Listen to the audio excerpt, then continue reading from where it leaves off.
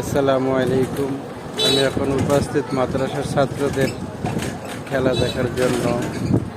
এমন একটা সময় গেছে এরকমের আমারও মনে পড়ে সেই দিনের কথা, যেদিন আমিও এরকমের আনন্দ ফুর্তি নিয়ে মেতেছিলাম।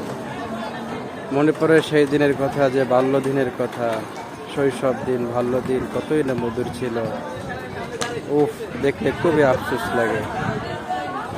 কত বিনোদন, কত ফুর্তি, দেখতে খুবই ভালো লাগে।